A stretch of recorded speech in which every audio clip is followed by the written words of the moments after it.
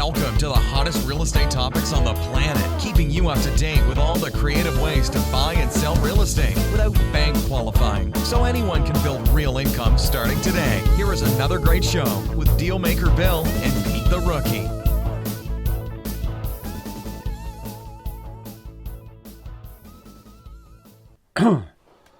All right, here we are in another episode of Flipping Houses for Rookies.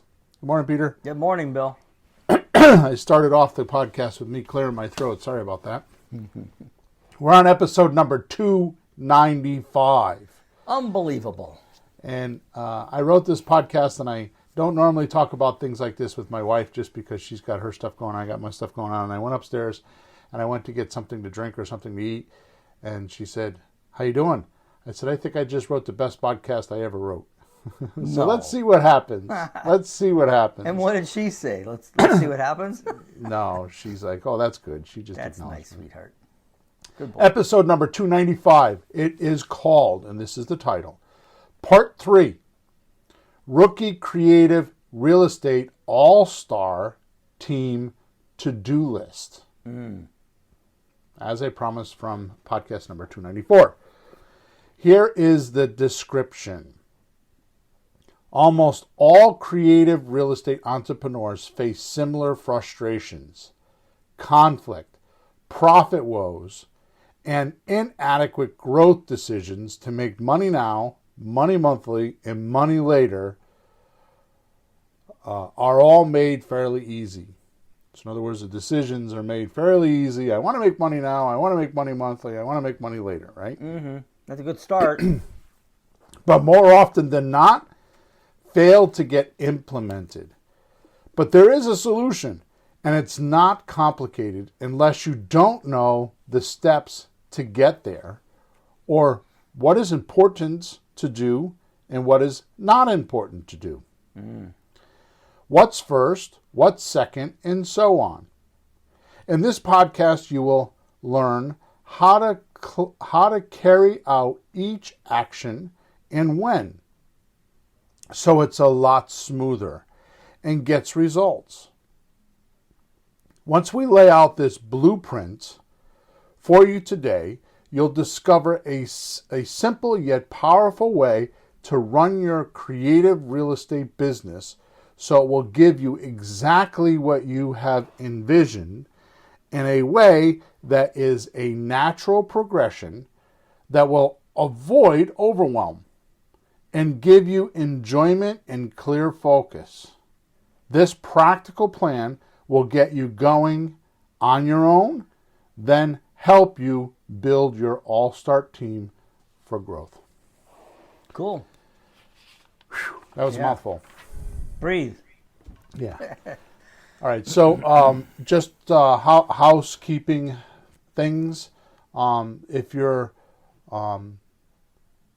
watching, wherever you're watching us, in the description is a link, which I will get to at the end of the podcast. It'll mean much more to you at the end of the podcast than it will now. But every single week I put different links in the podcast, so I can give away things. And sometimes I give away like $500 or $1,000 worth of stuff in there. Mm-hmm. And some people click on it and some people don't. Also, we record this podcast with a live stream every Thursday morning, 9:30 a.m. Eastern Standard Time. If you so care to watch us, I know it's a lot of people are working and it's in the middle of the day, but if you so care to join us, especially if you have questions or you want to be part of the podcast, you can find us on YouTube or Facebook. Just type in Flipping Houses for Rookies and just go to the live section or whatever, the right page, and we are there around 9:30 every Thursday morning. And then my amazing youngest daughter, Emma, who is one of my assistants, puts her magic to it and uploads it so you can have it on any podcast platform on Monday. So it's there, by Monday. It's been everything's been put together, rendered, edited. Well, we don't edit them, but she puts an intro and an exit on it and all that kind of stuff. Mm-hmm. So you can get that on Monday. But when you're listening to us or watching us, the best thing in the world you can do for us is to either subscribe to the channel that you're watching us on, or subscribe to the podcast that you're watching, or give us a review. It's a beautiful thing.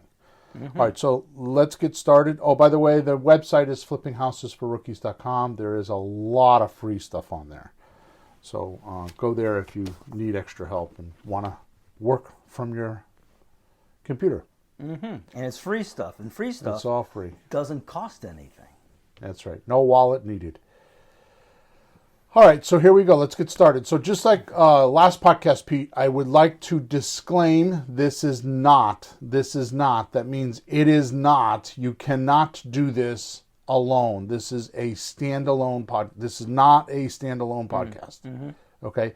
So to fully get results from this podcast, you'll need to listen to podcast number 285, which is some time ago, and it's never revealed before, shocking and exciting truth about creative real estate procrastination. And on that podcast, you will learn that finding someone who can do things for you or do it for you will get you results quicker. Okay, what happens is too many rookies are doing it the wrong way. So what I'm telling you to do in that podcast is stop trying to learn how to do it. When you try to, how to do it, when you're asking yourself, how do I do this? How do I do this? How do I do this? It just creates more and more problems for yourself. And this is, and I know because I do every single week. I do one-on-one consultations. I do a coaching group for on Monday nights for 2 or 3 hours every Monday night, and everybody's on a Zoom call, and I get a lot of feedback there. Plus, I get support tickets. I know this for sure because there are too many rookies that say this is their number one barrier. They can't seem to get past this. And it's a mindset. Instead of saying, how do I do this? It should be, who can I get to do this for me? And it doesn't mean that you have to pay someone. It just means you got to find someone that knows how to do it and likes it. Which, by the way, this is not my philosophy. If you listen to episode number 285, you'll realize it was a book that one of my partners, Sean, gave me for my birthday last year. It was called Who, Not How by Dan Sullivan, who owns Strategic Coaching, and Benjamin, oh my goodness, I forgot his last name. Benjamin Hardy. Okay, so that's the full source on where we got this information. So if you want to go read that, it's a fantastic book. The idea is phenomenal. Then in podcast number 294 and 295, we covered in detail the 7 parts of having an all-star team successfully. So there's 7 buckets or 7 components that if you break down the entire activity of the business, everything falls in one of these 7 categories. So when you're looking to get somebody to, a who, as we call them, someone who can do things for you, you're going to want to find people in these buckets that like to do the things in these buckets. And those are the best people to who. Because like with me, I mean, I don't need to know how to do coding for a computer. My daughter does that. She's got a computer science degree. If I like right now, I'm looking for some list for some names to call. I don't need to do that. I can go on Fiverr and do that, for $5, or I can get Sean to do it for me, and I don't have to pay a lot of money to get them. I'll have to pay for the list, but I don't have to go do the work, right? So when you find who can do something for you and they enjoy it, first of all, you got to let them have full responsibility for it and let them actually do it, and then you can take that off your plate. Right? You don't have to keep reinventing the wheel every single time. That's what I'm trying to tell you. Yeah. So on episode number 294 and 295, we talk about that. And like I said, in those 2 podcasts, we cover in detail the 7 natural sections you'll need for doing deals naturally. So, Bill, is that 294, 95, or 93 and 94? I'm not sure what I said. Yeah, because today's 95, so the last 2? Yeah, I wrote 294, 295. So you're right. Thank you, Peter. It is 293 and 294. Yeah, our last 2 just before this. I thought we were sort done at those two. And so just one more, and I was like, great, now I get to get more data on exactly how to apply it. I didn't think you were going to do this extra one, so I'm going to take notes, I think. Yeah, you're going to like what we have. I know I talked to you, and which I never do. I talked to you a little bit about it yesterday, and you're like, "What? I'm getting a a heads up. A heads up on the actual webinar." I wonder what we're talking about today. Yeah, and I do that because I want it to be improv, right? And your role has always been, head rookie. You know what I mean? But we were put in our place about that, weren't we? Both of us? With Jessie, yeah. You're not head rookie. Well, she's first rookie at least. She's first rookie. First rookie. She claimed rookie, that, didn't she? Current rookie. Rookie first class. I hope to get a promotion before this is over. I'm not asking for a raise, just a promotion. Yeah. So before we get into the list, the to-do list, let's just run through the list of 7 in case somebody's listening today and they haven't listened to the other podcast. They're not lost. Okay, so these are the same. These are and if you listen to what I'm saying and actually have done deals, you will recognize that this is a natural flow. Now, I want you to really, really, really pay attention to what I'm telling you because this is spectacular advice.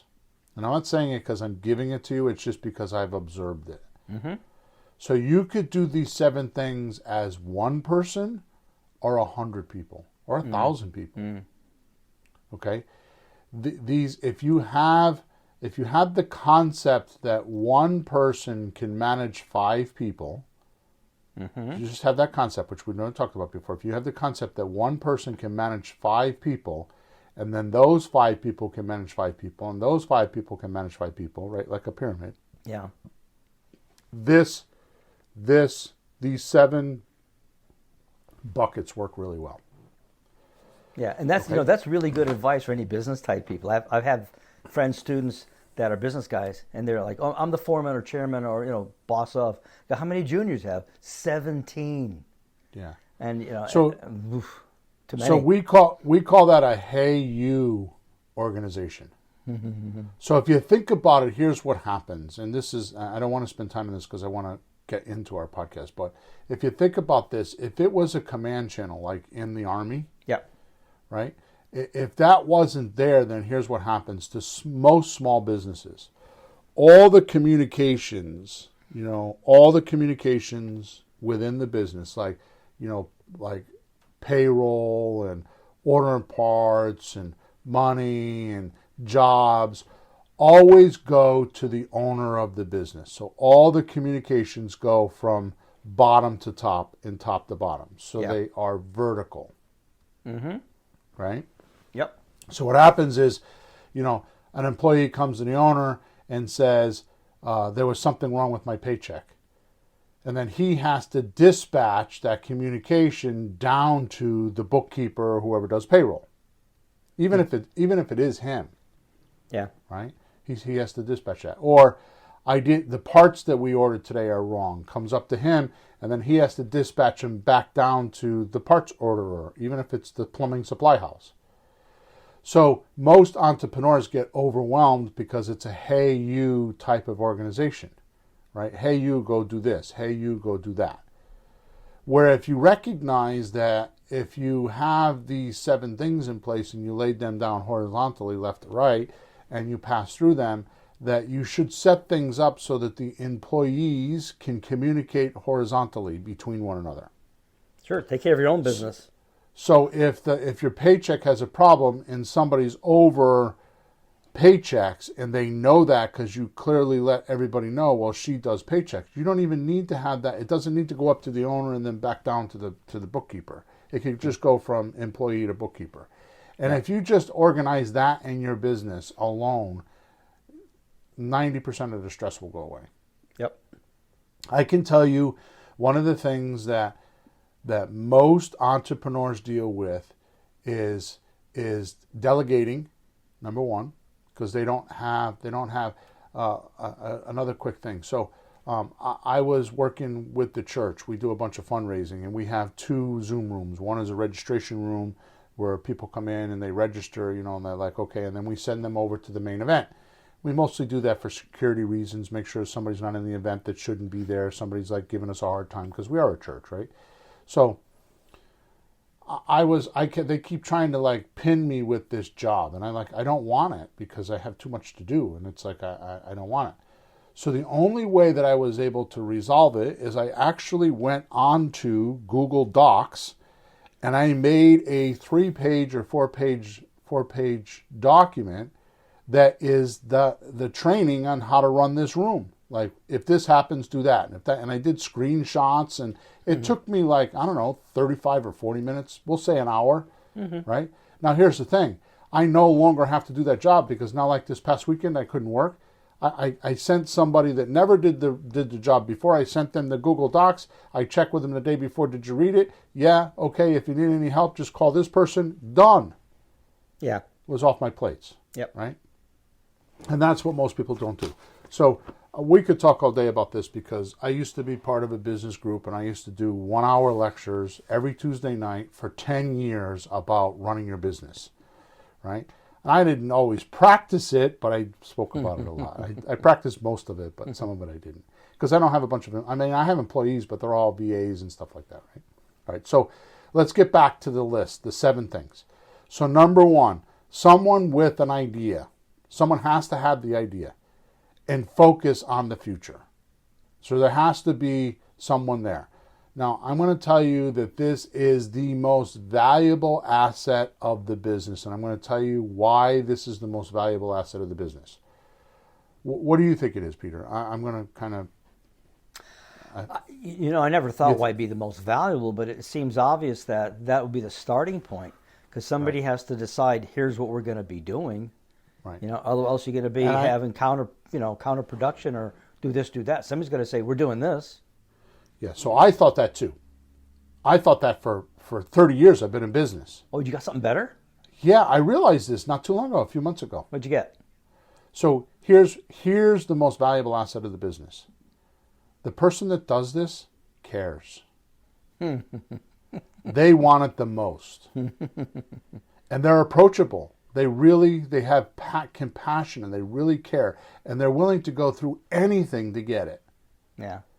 And I don't mean that that's an extent, go through anything to get it. But they care the most. Mm-hmm. They want it the most. Yeah, it's like their baby. Yeah, right? Okay, so number 2, someone who sets up and runs the communication, which includes who we talk to. Now, I'm going to cover these in a couple minutes, so I'm just going to go through the list. Number 3, then there is the marketing and sales process. Number 4, now we have the finance aspect of the company and the deals. Okay? Number 5, here's the step of the knowledge of doing the deal, like the skill to do the paperwork, closing, renos, etc. Mm-hmm. Okay, so I'm going to get to this in a minute, but it's not the deal structuring. That's the one before us. That's in the financing aspect.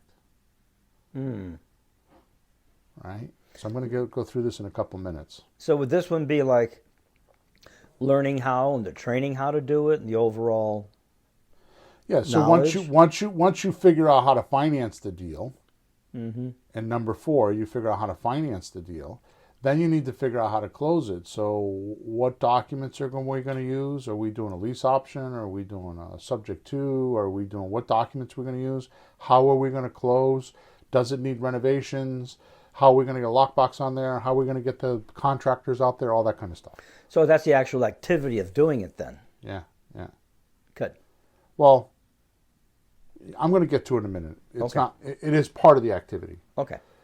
But it's the skill. You have to have a plumber to fix the plumbing, and you have the concrete guy to fix the sidewalk, that kind of stuff, okay? Mm-hmm. All right, so that's number 5. Number 5 is the knowledge of doing the deal, like the skill to do the paperwork, closing, renos, etc., right? Number 6, once we get through all of that, we need to make sure that up to this point, the idea or the work was done correctly.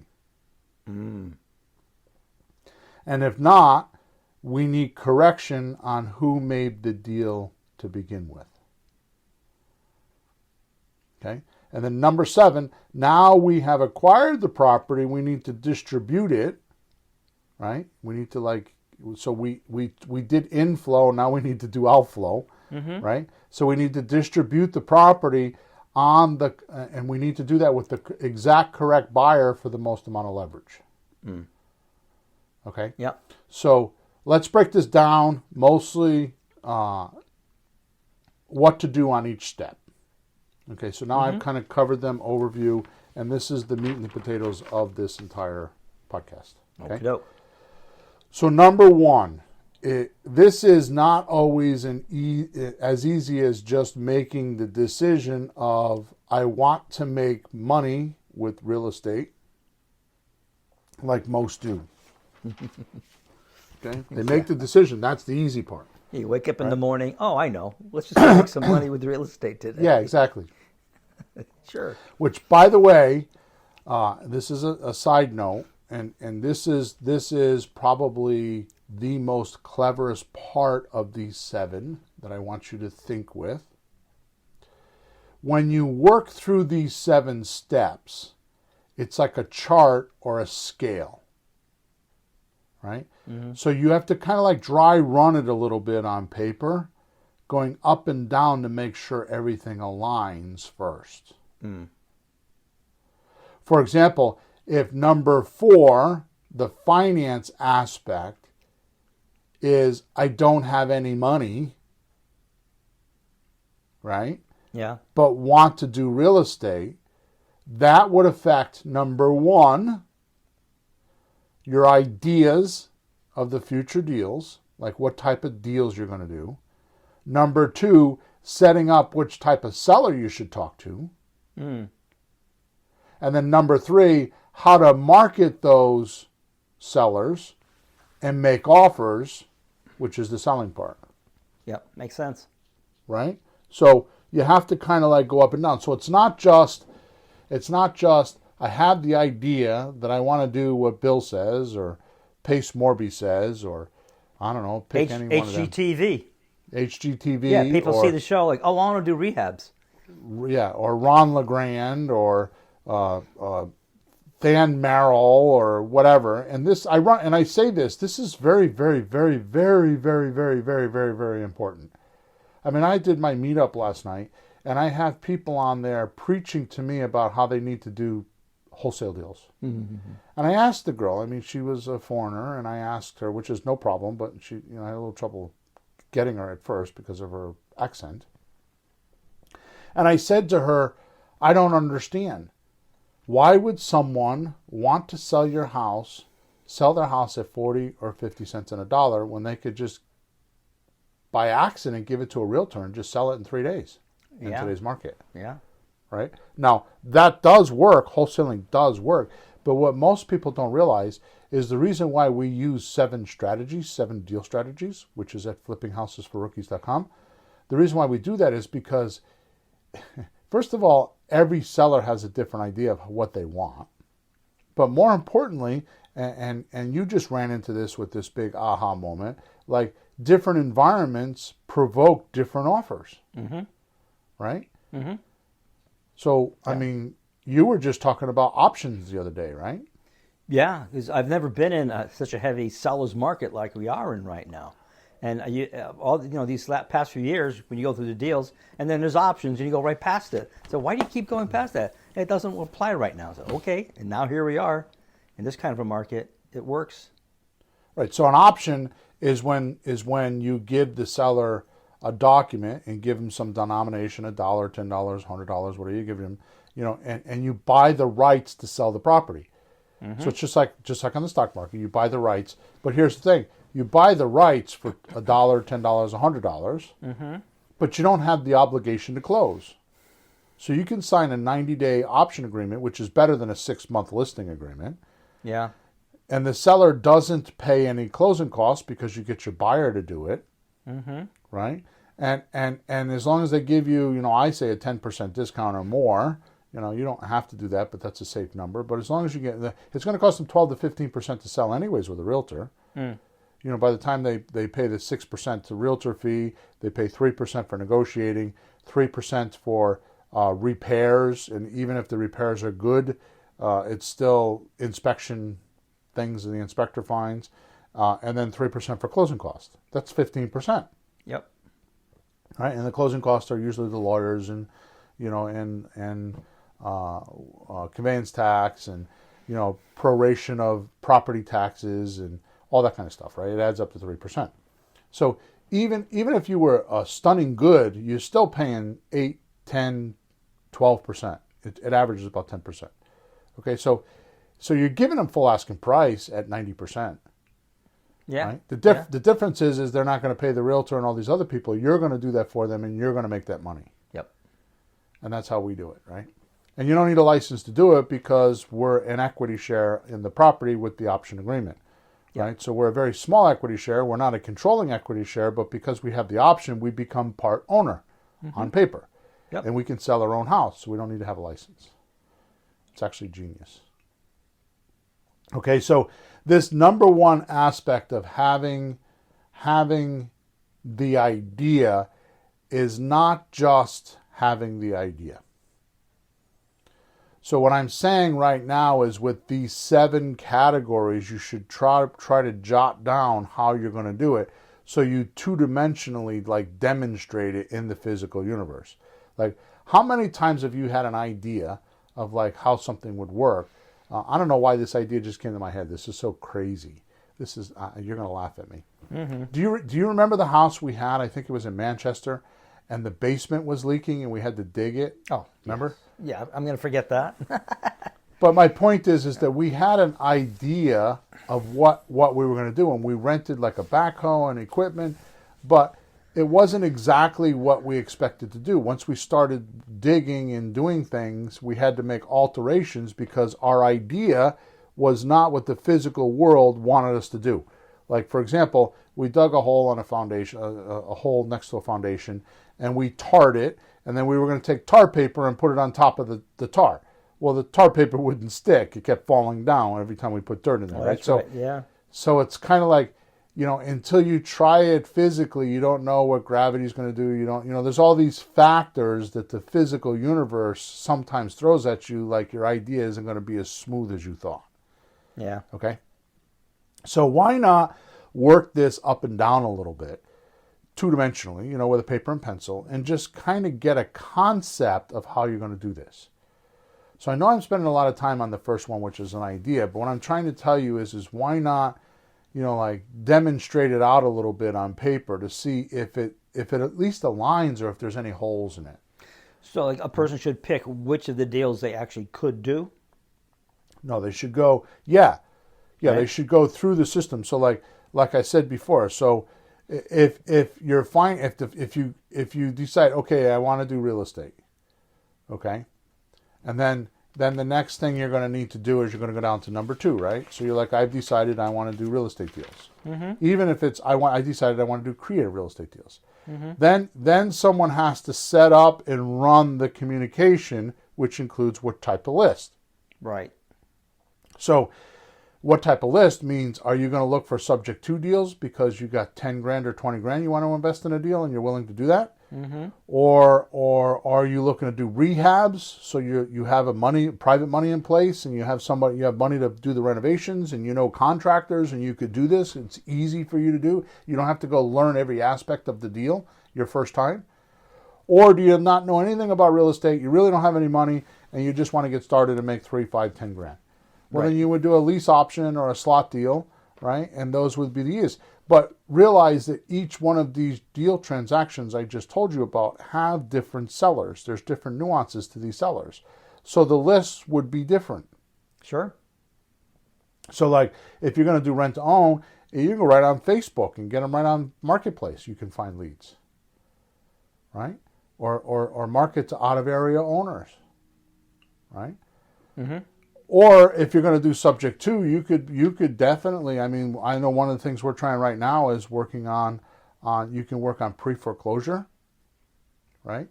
Not foreclosure, pre-foreclosure means they're 2 or 3 months behind. Loan modification would be another one.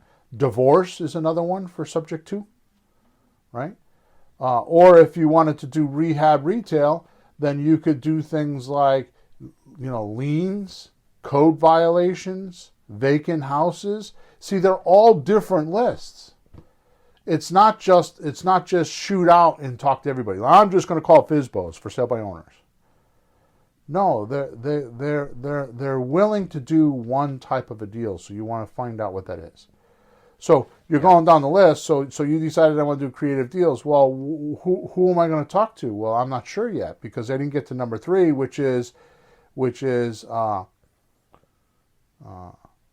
number 2 is set up, and number 3 is the marketing and the sales. So who am I going to market to?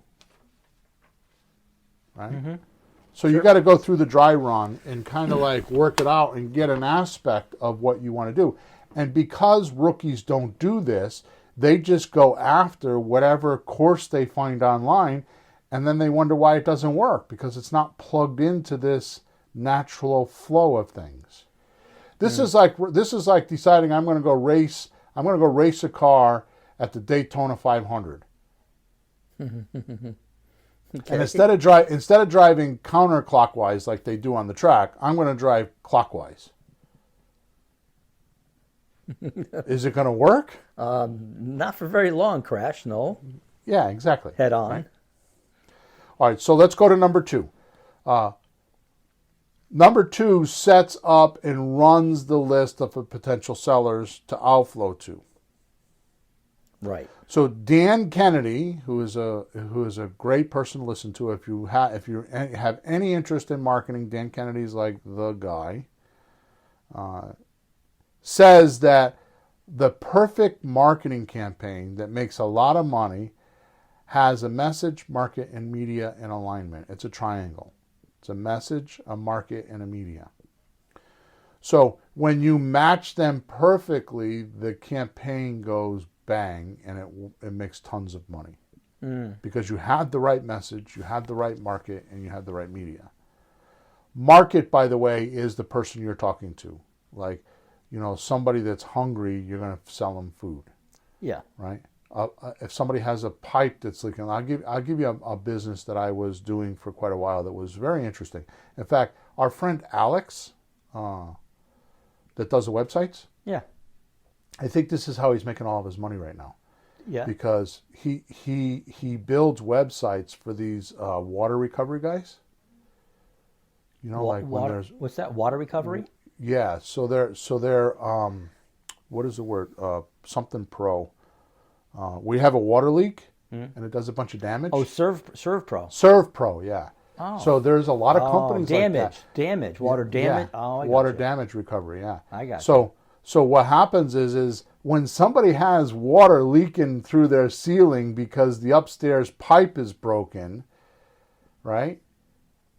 That's a perfect market for Serve Pro. Mm-hmm. They want that person. Yeah. Right? So there you go. So what happens is you have message, market, media. So number 2 is this. This is partly the market, number 2, right? Or public that you can do deals with depending on your available resources. Mm-hmm. Right? Like capital, manpower, time, renovations, right? And it's part of your message. So it's part of your market, part of your message.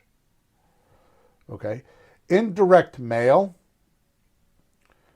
60% of your success, and I believe this applies to us in all marketing. 60% of your success is from the list. Sending to the right people. Yep. Yeah, that makes sense. 20% is media, how you're sending it or communicating, and 20% is the message. So I giggle inside because I listen to people about how they're having trouble getting deals, and I've promoted for 294 podcasts up until today that if you don't need to know anything about real estate, if you've rented a property before from somebody in the past, like you rented a college room or a house or an apartment, you're 90% of the way there. You can do a slot deal and a rent to own. You already know how to do it. You just need to figure out the message in the media. You're looking for somebody that's renting. They have a for rent add. So there's your market right there. They're There's already, your list. Yeah, they're already renting, and eventually they have to. Eventually, they're going to sell. Right. Eventually. Right. So why wouldn't you go to that person and say to them, "Hey, can I rent to you from a year or two? Can I rent from you for a year or two and then buy from you?" Right? And then in your conversation, you pretty much say to them, "Well, look, here's the deal. You rent to me, you have no more landlord obligations. I'm going to take you don't have to worry about clogged toilets. You don't have to worry about anything. Just getting the money and paying the taxes." Yeah. Right? And you're gonna take on that obligation. I'm gonna do all the landlording. And what you're gonna do is you're gonna assign all that stuff to your buyer, because your buyer's not a renter. Your buyer's an owner. Right? So, like, take a look at this. So if you went on vacation, right? Mm-hmm. And you rented a car, would you change the oil? Would you wash it? Would you put tires on it? Would you do a tune-up? No, right? Wouldn't do any of that. I spend all week doing that on my vacation. Absolutely. That's what I go on vacation for. Honey, let's go work on a car for vacation. Good old Peter. Black eye. Black eye. You're not going to do that. But if you own the car, you're going to do that, right? You're going to wash it. You're going to do the tires. You're going to do a tune-up. You're going to change the oil, right? That's the difference between our tenants. They're not renters. They're rent owners. So they are of the mindset that they own it, and that when they get a mortgage that we're going to help them get within the next couple of years, it's going to be theirs. So they're going to take care of it. Mm-hmm.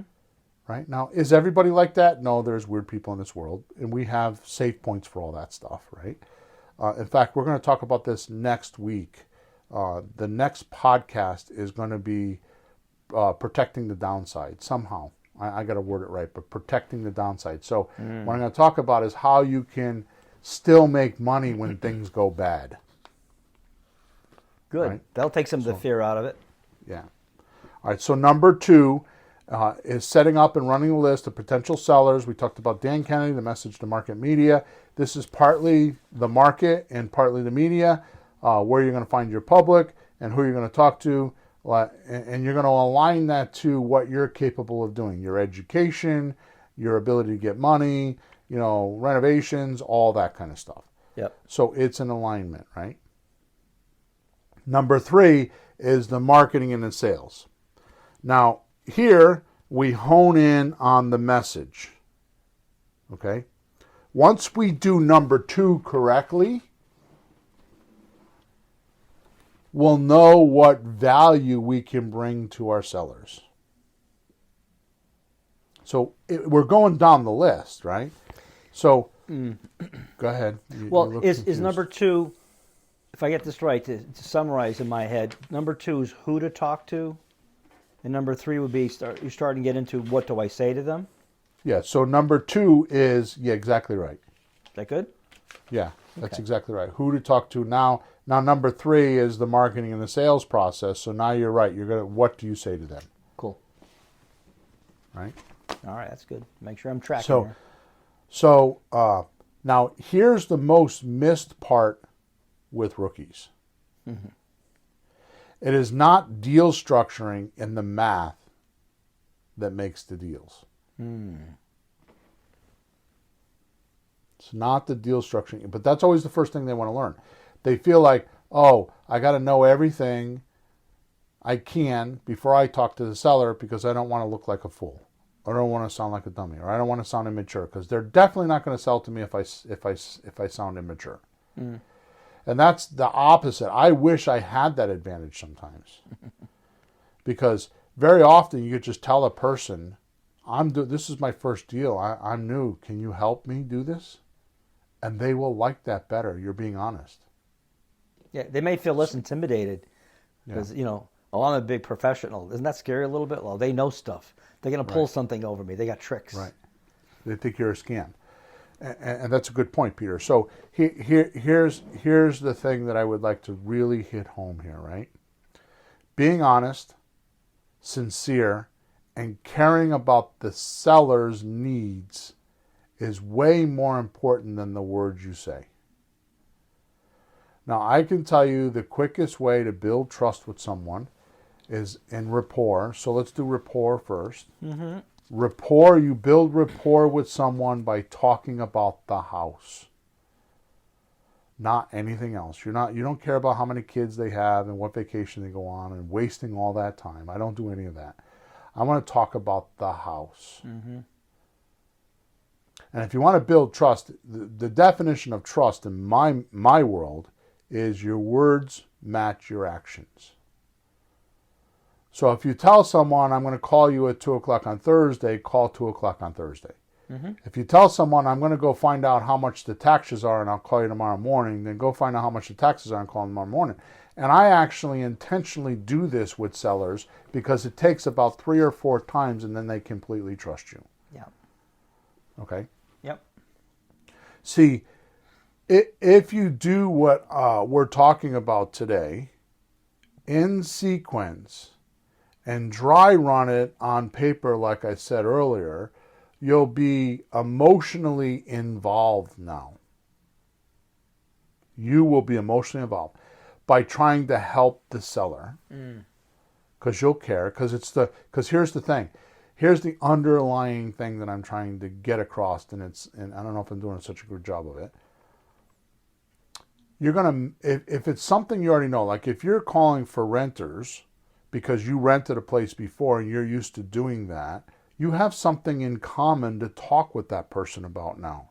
You'll be more real because you're not faking it. You're not trying to do something you don't know how to do.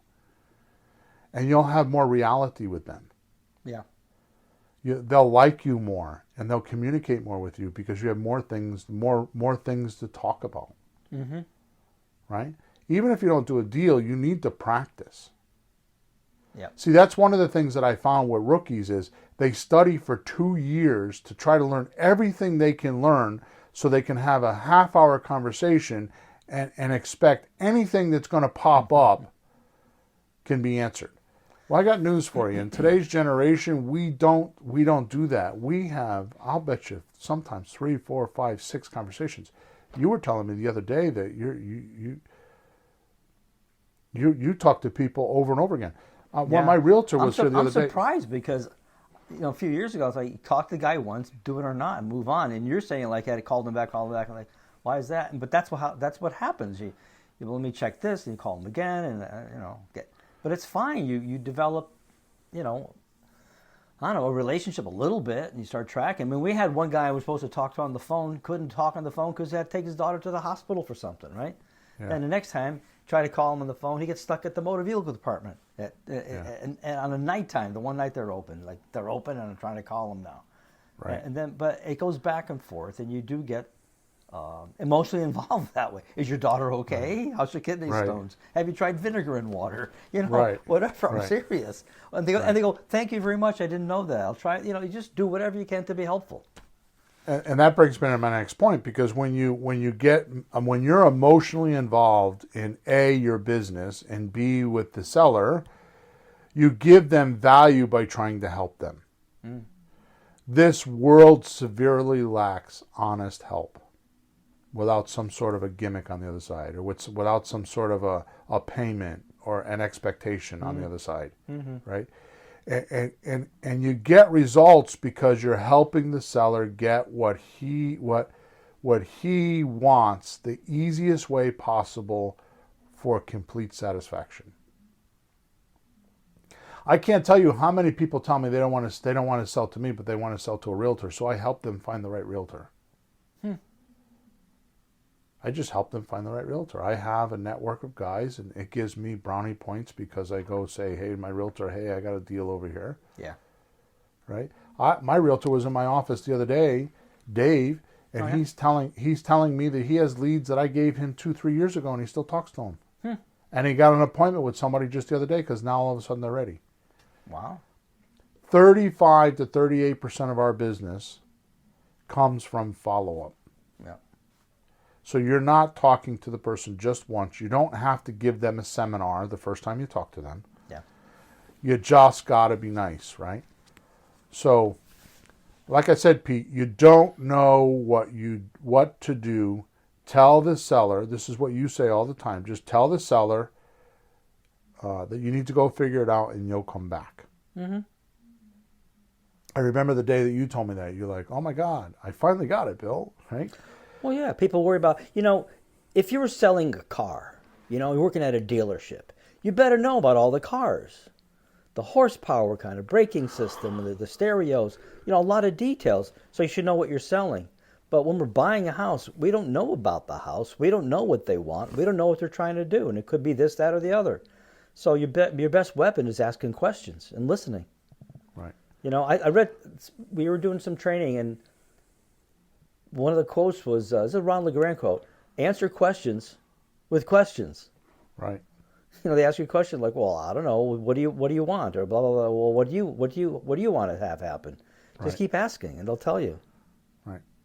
We're trying to fill a need. We don't know what it is. We're not selling Exactly something. right. We're trying to buy something, so we got to find out why they're selling it. Well, one of the biggest revelations I think that I passed on to you guys, is that when I'm talking to somebody about buying a property, I automatically bounce it up against, how am I going to sell this?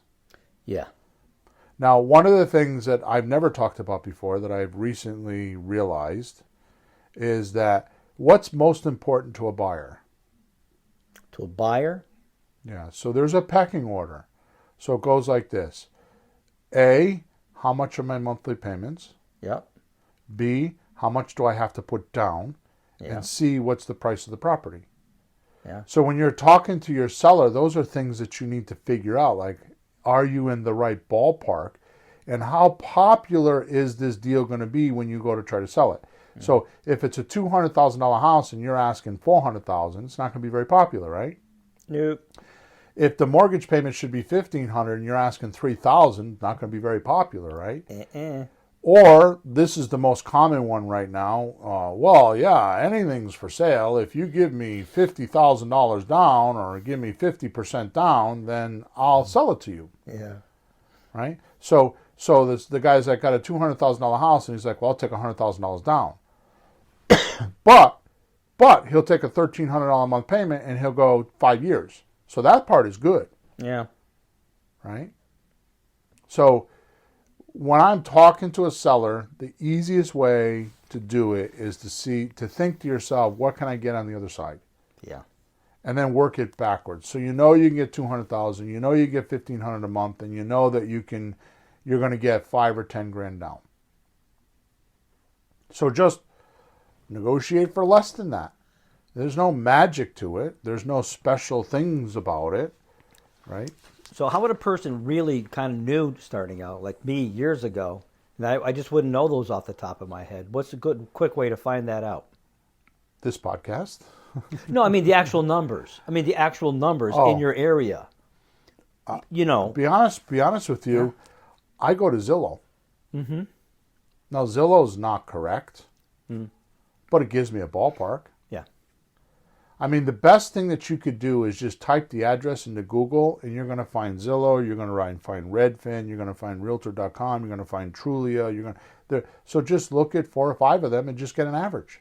Yeah, and several of those have the rents too. Yeah. Yeah. Well, you don't need rents. Well, I mean, when you're trying to find, when you're doing the money now, monthly later, and that thing. No, that's bullshit. Yeah, because you go by mortgage. I hate that. That pisses me off like no end. Yeah. Because I hear about that all the time. Well, I went on Rentometer and the rent says it's $1,500, but the guy wants $13. And it's like, no. Yeah. You don't do rents. The guy is not renting. The buyer is not renting. They're buying a house. So if you're selling for $200,000, I don't take the deposit money out. So if you're selling for $200,000, go find out how much a $200,000 mortgage is at current rate, a current interest rate is. So if it's 4%, then just go do a 30-year mortgage at $200,000 at 4%, and then add the taxes and the insurance, and then I add $200 for me for profit on top of it, and there's your rent. Right. I remember that now. I see the rents there, but that's true because he's going to be buying it, and actually your technique of adding $200 is good because that adds a little bit of extra pain for the guy, and when he buys it on his own mortgage, it's a relief to him, so he's encouraged to get the mortgage then. Exactly right. Good. Exactly right. Okay. All right. So now let's go to number 4. Yep. This one already done for you. This one is already done for you. The finance aspect of paying for the deal. That's already done for you. Mm-hmm. And most people don't know that. Okay? There's only 4 ways to buy a deal, to pay for a deal. Only 4 ways. Mm-hmm. And when you recognize that, things get easier. So number 1 is banks. Yep. Number 2 is hard money. Mm-hmm. Number 3 is private money. And number 4 is the seller with owner financing or taking over their payments. Now, if you go to flippinghousesforrookies.com/podcast, you can type in the search engine there, hard money and private money, and we've got podcasts that explain all those. Yeah. Right? They're just derivatives of the bank, actually. But yeah, the first 3 are borrowing one way from right. something, and the fourth way is technically borrowing from the seller in a sense. Right. So watch this. In number 3, the sales part, right? Step number 3, you really don't need a lot of scripts in the beginning, especially if you're looking for a rent-to-own or subject to. The only thing that you really need for a script and know by heart is this sentence. What would have to happen for me to buy your house today? That's the only script you need. Bam! They tell you an offer. Well, this is what I would do. Now, you just match what they said to one of my 7 core strategies. Get them, get their agreement that they're willing to do that, right? And it's best for them, like you don't want to do something that's not best for them. Then move on to number 5. I mean, I don't understand. You know, the hardest piece of real estate that I have to buy, Peter, there is one piece of real estate that I had trouble buying. Really? Yeah. And you never heard me say that before. You never heard me say there's a hard piece of real estate for me to buy. You know what that is? The real estate between my students' ears. Right? Because they have preconceived ideas of all these things, and I have to get through all that chatter. I have to undo all the false data and the myths before they believe me. Yep. Because they have automatically made it complicated in their head. They have all these barriers, or because they talked to one person that said one thing, all of a sudden everybody's like that. Yeah, my favorite is, I wouldn't do that. Right. Yeah, well, you're not in the seller's position needing to do that, and you're not the seller, so don't worry about you. Good. So as you do these things, yourself, and you go through it, it'll get easier and easier, and then you can start teaching other people how to do this. Fairly easy, right? So number 5, knowledge of how to do the deal, right? So knowledge of the paperwork, or skill of closing or the renovations. Yep. Now, I don't even know what to say about this, because I want you to keep me in check so I don't start yelling and screaming, because it pisses me the hell off. What? I hear this from so many people. The paperwork. What about the paperwork? How do I do the paperwork? I got news for you people. There's a thing in our society called an attorney or a closing agent. Some towns, some states don't use attorneys. They use closing agents. Mm-hmm. What we're doing is it goes all the way back to Roman times and before. These are not some made up things. Even nowadays, I mean, you go on, I was doing this last night on the meetup. You go on to Google and you type in Government HUD 1 settlement statement. It's issued by the government. Line 203 and line 503 on that statement says taking the mortgage over subject to. It's not against the law. It's not. The problem is people don't know how to do it. Yeah. There are now, I see attorneys popping up specializing in subject to. That's funny, because in the old days they would say, they would advise sellers not to do it, right? I wouldn't do that. Right. Now here's something I shouldn't say in public on a stage. But I'm going to tell you right now, if you can buy a house, if a customer is willing to let you take over their monthly mortgage payments, don't do a subject to deal. Just do a wraparound mortgage and have your attorney do it. Done. So this is where we're talking about finding someone who can do it. Why are you trying to figure out how to do it? That attorney went to 6 years of college to learn how to do this. Why are you trying to figure out how to do this? I don't get it. Because you don't want to pay the attorney $800 or $600 or $700. Make your buyer pay for it. Make your seller pay for it. Don't pay for it yourself. So I just find someone that can do this part of the deal for me. Or because I know I got all kinds of people listening to me. How about this? For $25 a month, you can go on to LegalShieldcom or any one of them, and you can actually hire a lawyer in your backyard, in other words, in your city or your state, so they know your state's laws, to do the paperwork for you. Or you can draft the paperwork, go online and find the paperwork, and then just have this attorney review it before you do anything. Bill, you think people are worried about the language because they don't understand the terms and the words? You think that's part of it? That's absolutely what it is. It's misunderstood words and they don't understand it. So they want to get verification. Instead of looking a word up in a dictionary and trying to figure out what the paragraph means, they want to pay a lawyer $800 to go do it. Okay. Stupid. Yeah. All right. Now that puts us at number 6. Yep. Okay. Oh, by the way, this happens with contractors too. Okay. Hiring contractors? Yeah. Oh. I mean, are you going to get ripped off from a contractor? Absolutely. But you get through that, and you just, if you do your numbers and you put a little cushion in there, then it's no big deal. Yeah. I'm going to tell you, the guy with the gold has the rules, makes the rules. And for once, we're the guy with the gold, right? When we're hiring.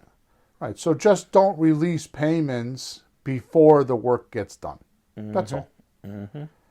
Keep that carrot out in front of your contractor, and he's fine. And oh yeah, by the way, play baseball. Play baseball with your contractor. 3 strikes, you're out. Okay? It's it's a business. Just treat it like a business. Yeah. Right? Anything else you can think of in this technology section? The beautiful thing, and when I'm talking about this technology, I'm not talking about like technology like a cell phone or a computer. I'm talking about like the actual knowledge or skill of something can be outsourced. Everything in this business can be outsourced. But the best thing that you can learn how to do is talk to a seller and convince them to do a deal. Yeah. Not convince them. Convince is the wrong word. Show them the right deal for them and let them decide. All right. Number 6. Was the deal done correctly? Now here is a major factor. Okay? Yep. And this is where rookies need to trust themselves. You just need to go through step 1 through 5 yourself and then teach others how to do it, right? If the seller is still ready to close and legal said go, you did great. Close as soon as possible, no worries. Right? Sure. If the deal blows up, you or someone that was doing the work needs correction on one of the steps before now, so it doesn't happen again. Or you make bad deals. So if you just trust this system that I'm talking about, because by the way, there is a standard procedure to do everything, and as far as I'm concerned, these 7 steps are the standard procedure. Just because when you do enough deals, you start to see how the deal flows. Right? It's like walking through the woods and seeing the river traveling a certain way. That's the natural flow of the water. You're not going to, you could change it, but it's just going to be that way. If you leave it to its own devices, this is how it's going to flow. Sure. Right? So what I'm saying is that you can't get hurt by doing it wrong. Because up until we get to like number 5, where we actually hire a lawyer for $25. Come on. right? Can you review these documents? Can you review this deal? Which, by the way, lawyers blow up most of my deals. So after a while, you're gonna want to make sure that you get more information, and you need to tell the lawyer what to do, not him. The lawyer's job is to let you know what are the ramifications, and then you choose should I or shouldn't I, not him. Lawyers cross that line way too often. They think they're psychologists and they're going to change your mind, and they feel like they have important information, and just because they're in fear doesn't mean that you have to be. Yeah, isn't it that they wouldn't do it? And it's personal. Yeah. Again, people telling you what they would or wouldn't do, and it's not up to them if it's your life or a seller's or a buyer's. Right. Advice is one. I'm an educator. Advice is one thing. I like to show people 3 ways to do something, 5 ways to do something. Pick what it is, or give them, choices and let them pick. Right. It's not like it's not my decision like what they should or shouldn't do, but to do it the right way, whatever they pick, but let them pick.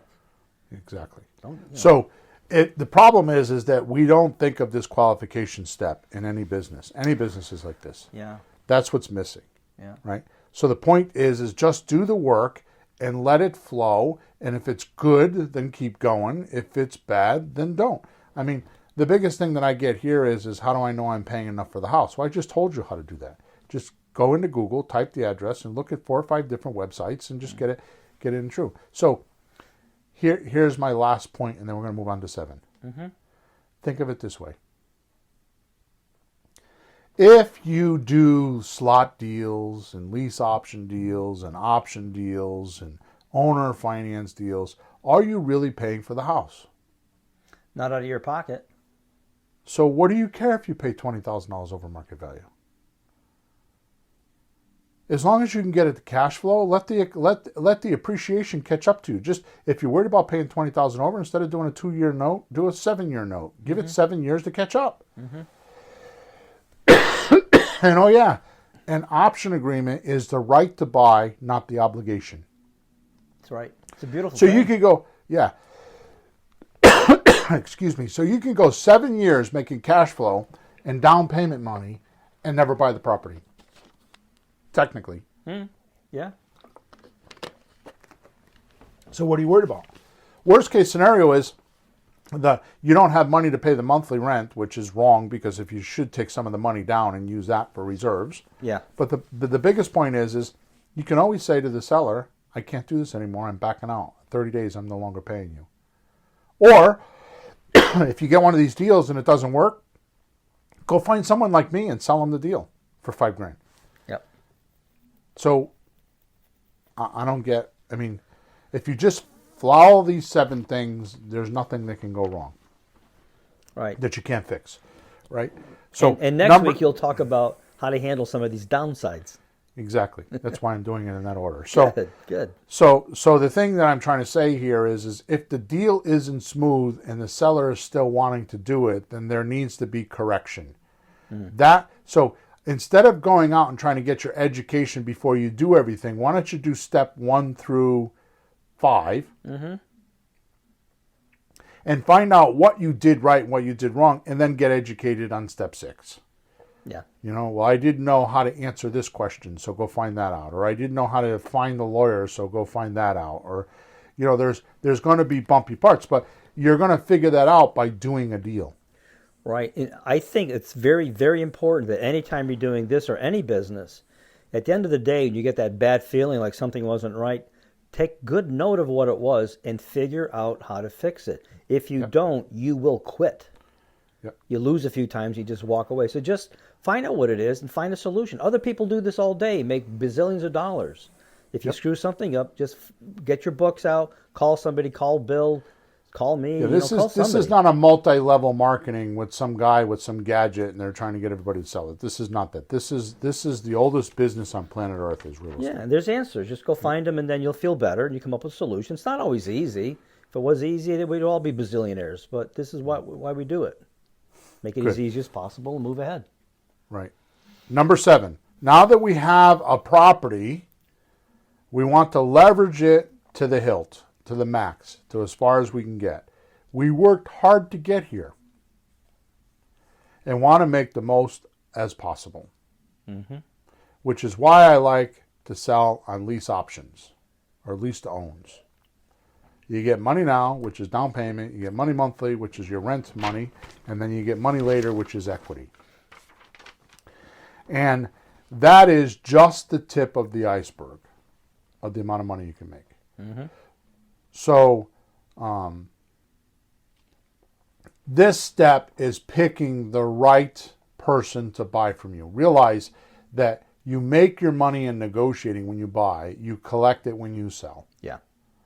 So you want, and that's an old saying, I didn't make that. So you want to get the best advantage of making the most amount of money possible, which is why we do money now, money monthly, money later. Which, by the way, I'm actually tricking you, because this is what you want to hear. You think the value is money now, money monthly, money later. And the truth is that's the tip of the iceberg. It's the tip of the iceberg. It's actually a joke. It's a joke. Go listen to podcast number 291, where we talked about legitimate rookie rewards of subject to deals that create gargantuan retirement quickly. And you listen to how we talk about all the other benefits you get by having this property.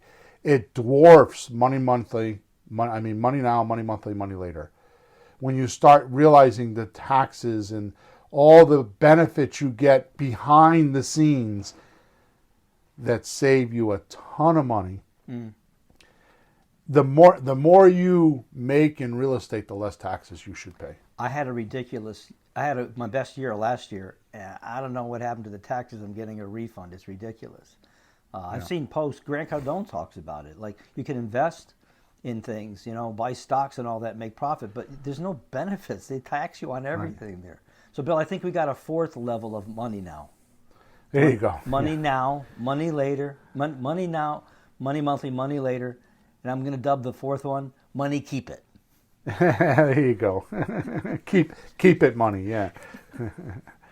All right. That's a big thing. We're both learning some of these advantages lately, getting even more from it. Right. So go listen to that podcast and you'll realize that there is way more money in the back end. Why do you think all these millionaires and all these big, the government people and the politics, why do you think they all do real estate? Yeah, and the reason it's so good is because these people do real estate and they made laws to make it good. Right. Exactly. Duh. Right.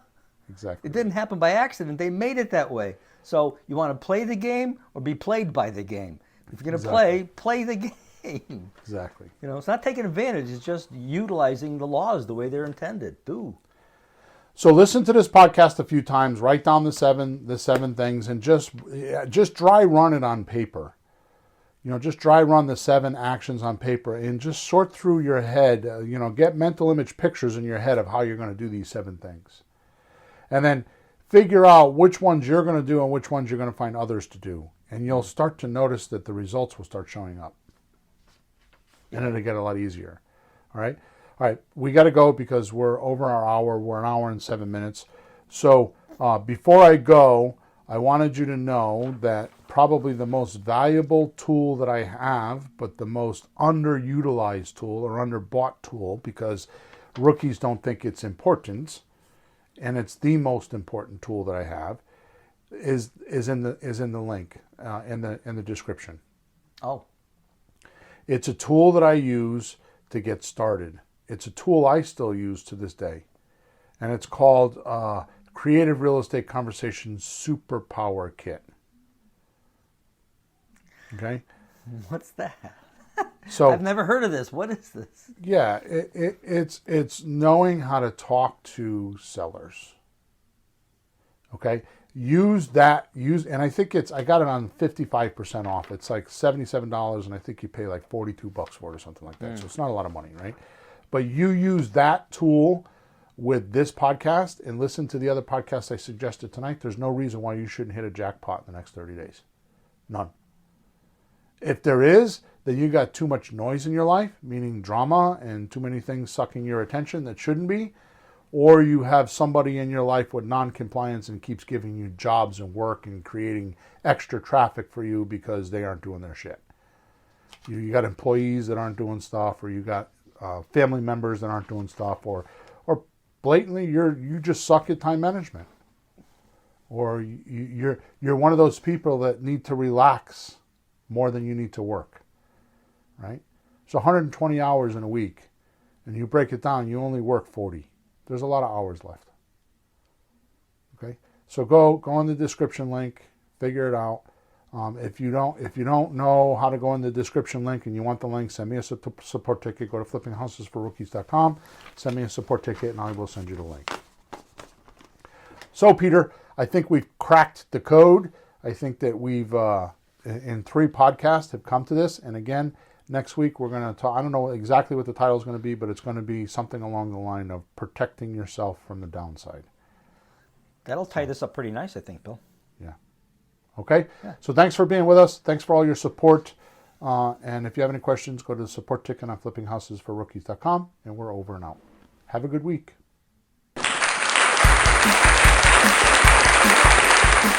Thanks for tuning in to the hottest real estate topics on the planet with Bill and Pete. If you want to continue learning how to buy and sell real estate without money or credit, head over to flippinghouses.club for some cutting-edge real estate wealth tools. Or contact us at info@flippinghouses.club.